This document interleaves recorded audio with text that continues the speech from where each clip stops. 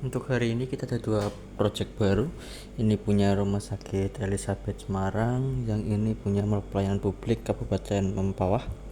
Kalau yang ini punyanya Rumah Sakit Islam Tunas Harapan Salatiga. Ini dia kemarin pesan antrian custom, tapi untuk hardware-nya mereka bawa sendiri, punya mereka. Ternyata setelah kita buatkan lalu mereka pakai beberapa minggu, mereka kurang suka dengan monitor yang mereka pakai sebelumnya, jadi akhirnya akan mereka ganti dengan monitor yang seperti ini, yang kotak.